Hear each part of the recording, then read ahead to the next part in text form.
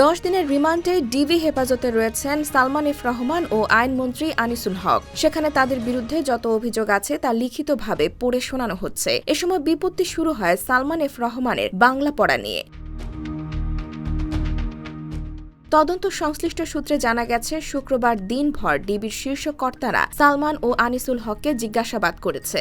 জিজ্ঞাসাবাদের সময় সালমান এফ রহমানের বিরুদ্ধে ওঠা অভিযোগগুলো বাংলায় লেখা ছিল। এ সময় সালমান জানান, তার বাবা পাকিস্তানে ব্যবসা করায় ছোটবেলাতে সেখানে ছিলেন, এ কারণে তিনি বাংলা পড়তে পারেন না। তখন সাবেক আইনমন্ত্রী তাকে পড়ে শোনান।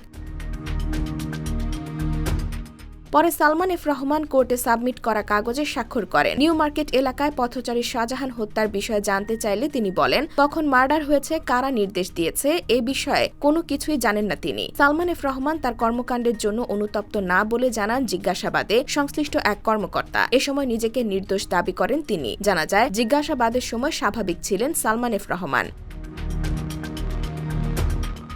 দরবেশ হিসেবে বহুল পরিচিত সালমান এফ রহমানের বিরুদ্ধে শেয়ার বাজার কারসাজি সহ কোটি কোটি টাকা আত্মসাতের অভিযোগ রয়েছে। এসব বিষয় নিয়েও তাকে জিজ্ঞাসাবাদ করা হচ্ছে। একই সঙ্গে তার বিরুদ্ধে বিভিন্ন সময় ওঠা আর্থিক দুর্নীতির বিষয়ে মামলার প্রস্তুতি চলছে বলেও জানা গেছে। সূত্র আরও জানায়, সাবেক আইনমন্ত্রী আনিসুল হক জিজ্ঞাসাবাদে একেবারেই স্বাভাবিক ছিলেন। তিনি পুলিশের কোনো প্রশ্নেরই উত্তর দেননি। প্রশ্ন করা হলে শুধু হেসেছেন।